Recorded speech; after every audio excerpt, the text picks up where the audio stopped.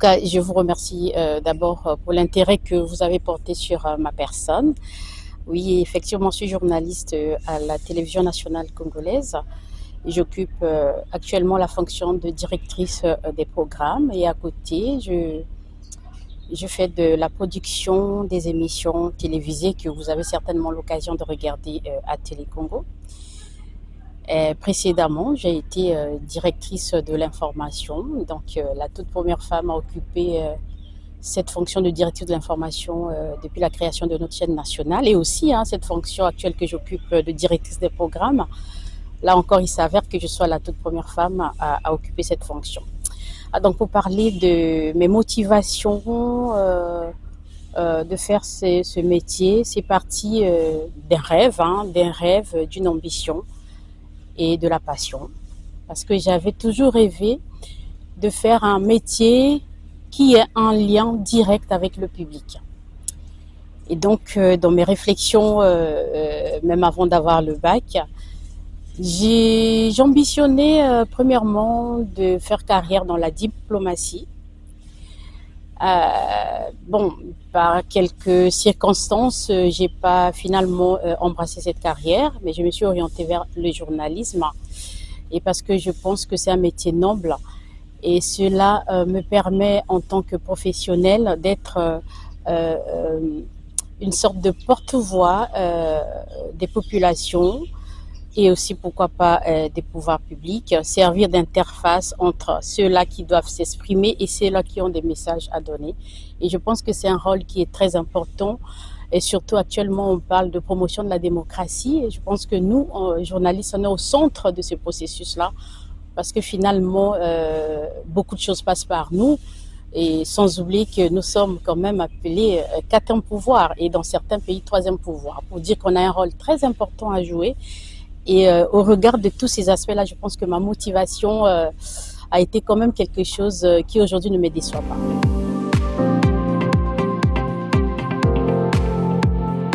Je suis dans le journalisme depuis 2005. Quand j'ai terminé ma licence à l'université.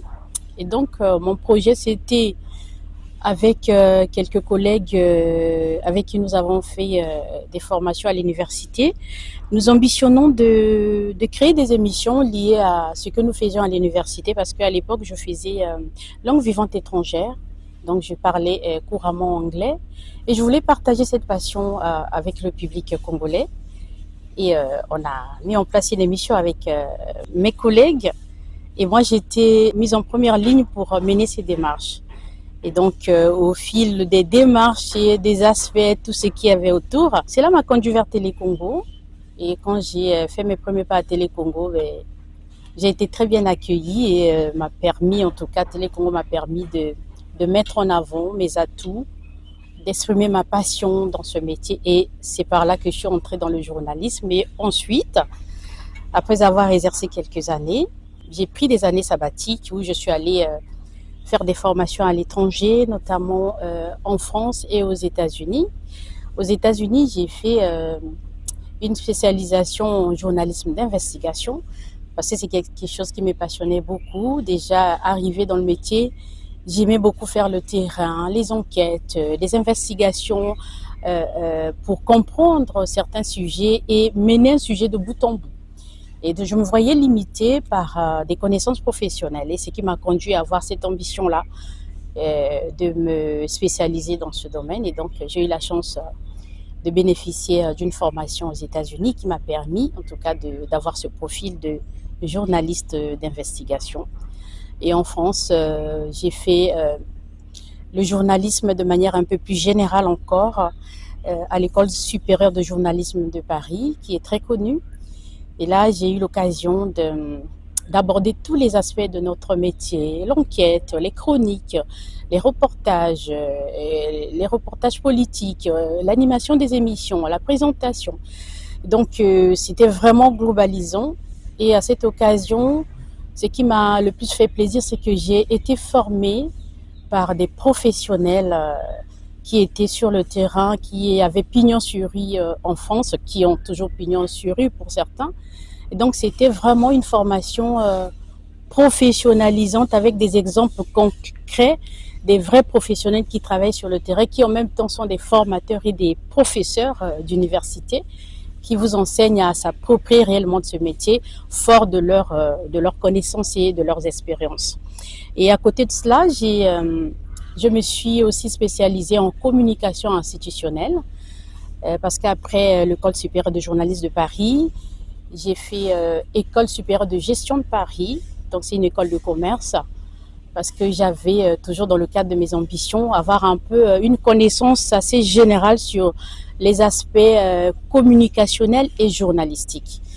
Donc je voulais compléter cet aspect-là par la communication institutionnelle parce que ce que j'avais remarqué étant au Congo, j'avais constaté que la plupart des journalistes étaient sollicités dans les institutions ou dans les structures pour faire office de conseiller en communication ou attaché de presse.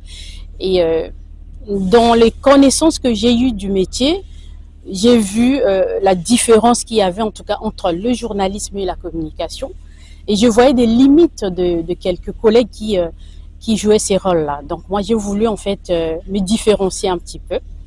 Et ce qui m'a motivé en tout cas à aller me spécialiser aussi dans ce domaine et faire de la communication institutionnelle. Et dans la communication institutionnelle, vous savez qu'on aborde un peu tous les aspects liés au marketing politique, à la communication d'image, à la communication politique de manière un peu plus globalisante. Donc voilà à peu près de manière succincte ce que je suis et ce qui m'a motivé à faire ce que je vous ai dit.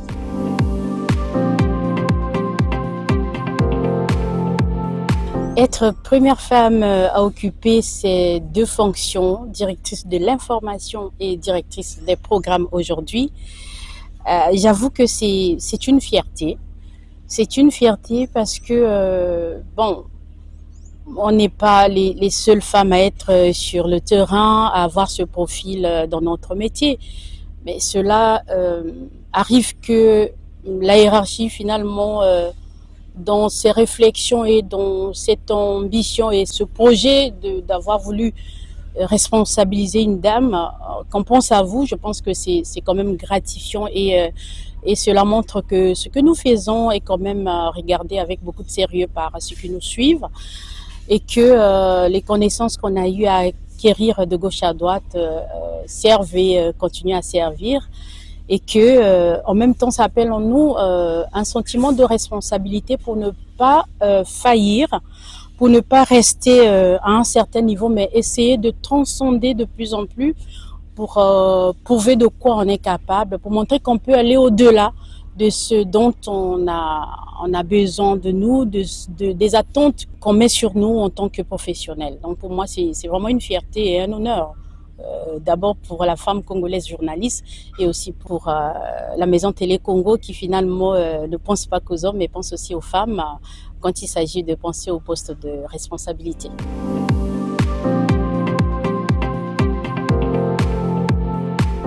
Ce métier de journalisme, quand on nous disait à l'école que c'était un métier noble, on le comprenait que par les mots, mais une fois arrivé sur le terrain, on le comprend par expérience finalement.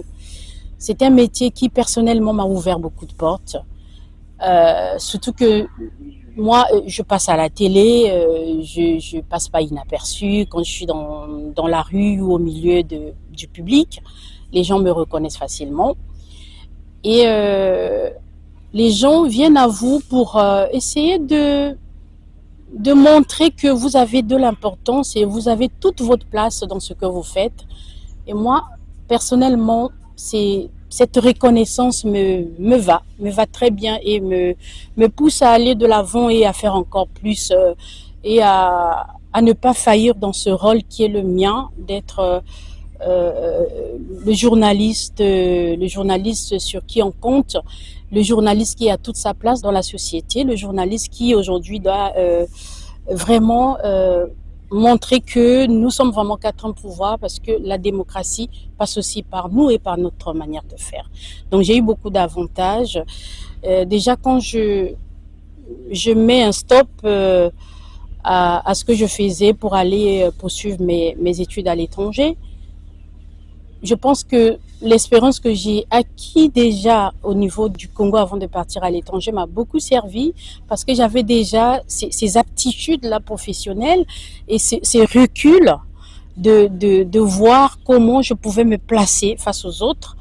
Et puis, le peu que j'ai eu avant m'a permis de savoir où je me limitais pour savoir par où je dois commencer pour avancer encore. Donc, il y a plein d'avantages et je pense que je peux m'arrêter là parce qu'il y en a beaucoup. Et on a aussi en nature, pourquoi pas. C'est pas ça qu'on attend, mais en nature parce que il peut arriver que vous ayez quelques faveurs quelque part. Vous arrivez par exemple à un endroit public comme ça, prendre un petit jus, ben, il y a un téléspectateur qui vous reconnaît, qui finalement, au lieu que vous payez votre facture, ce que vous avez consommé vous a été offert par ce fanatique qui aime tant ce que vous faites et qui pour lui est un moment de bonheur de vous partager ce petit plaisir. Donc je pense que ce sont des avantages qui nous font vivre quotidiennement. Bon, il y a aussi des difficultés, hein, ça ne manque pas aux côtés des avantages. Les difficultés, on a beaucoup, surtout en tant que femme publique, c'est pas facile dans les conditions sociales qui sont les nôtres. Hein. Il y a beaucoup d'interprétations, beaucoup de caricatures, beaucoup d'idées arrêtées aussi. On pense que une femme ne peut réussir que par le fait qu'elle doit être poussée par un homme. On pense qu'une femme ne peut avancer que parce que y a une force derrière qui la tient et qui la pousse à être ce qu'elle est. Donc c'est ça que nous traînons tous les jours sur nos épaules comme image, malheureusement. Mais ce que je veux dire aujourd'hui, c'est que cela parfois nous blesse au plus profond de nous par les propos parfois que nous entendons sur nous. Les gens nous jugent parfois sans vraiment nous connaître. Les gens nous collent une certaine identité sans réellement savoir qui nous sommes. Mais je veux dire que, en ce qui me concerne, je suis une professionnelle qui a quand même fait ses preuves et qui essaye de toujours mieux faire pour satisfaire au mieux le public. Nous sommes des femmes qui ont des cerveaux, les cerveaux qui sont aussi bien faits que ceux des hommes. On réfléchit, on a des ambitions, on a des valeurs qui peuvent aussi faire de nous ces femmes qui représentent bien l'image de notre pays.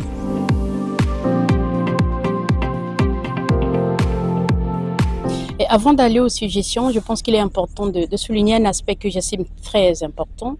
Aujourd'hui, le journalisme au Congo va bien, hein, tout roule sur les rails apparemment, mais les professionnels souvent se perdent dans la pression et l'orientation que nous donnent parfois les hommes politiques. Je vais bien dire sans mâcher les mots, on est souvent influencé par les avis des hommes politiques et les journalistes entrent souvent dans ce piège parce que dans leur travail, beaucoup ont toujours tendance à vouloir plaire à ce politique-là qui est peut-être un parent ou quelqu'un qui peut-être dans sa carrière a eu à contribuer ou quotidiennement joue un rôle dans sa vie.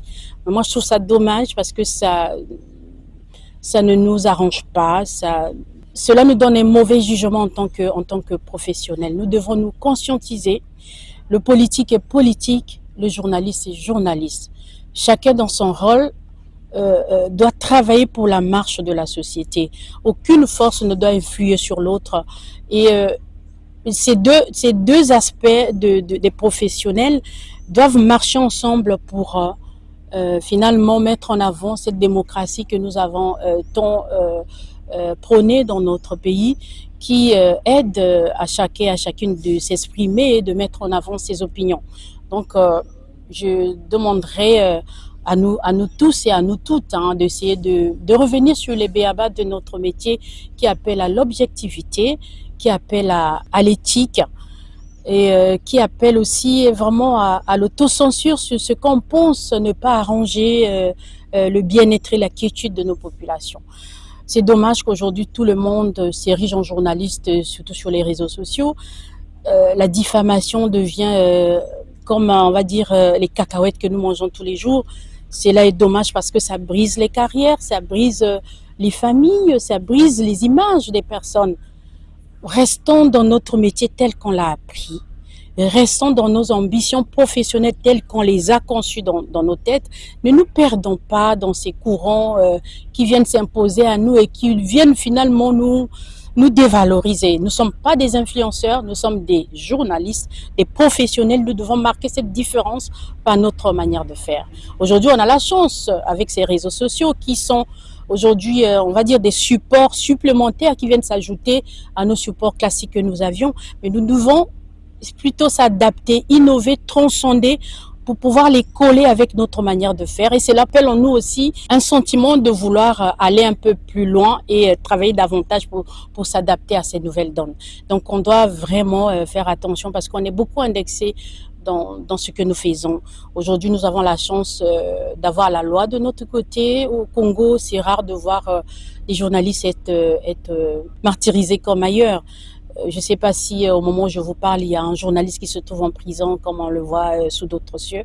C'est une grâce que nous avons à travers la vision de notre président de la République qui œuvre dans ce sens et qui a toujours œuvré dans ce sens. Essayons de prendre les choses de notre côté et faire plaisir à ceux-là qui veulent aussi nous protéger, nous faire plaisir dans notre travail. Donc, professionnalisons-nous, arrêtons de nous perdre. On sait qu'il y a parfois des manquements qui ne sont pas liés à nous forcément parce que chacun de nous a eu à suivre une certaine éducation, mais essayons de copier ce qui est bien, essayons de nous former, de nous recycler tout le temps, essayons d'être des vrais journalistes afin que le Congo soit fier de nous.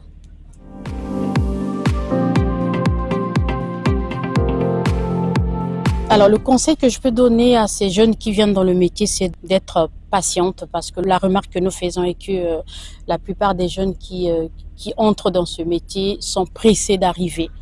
Parce que on voit Aline Franceto Kabika à la télé, ben moi je dois arriver à la télé et faire comme Aline Franceto Kabika.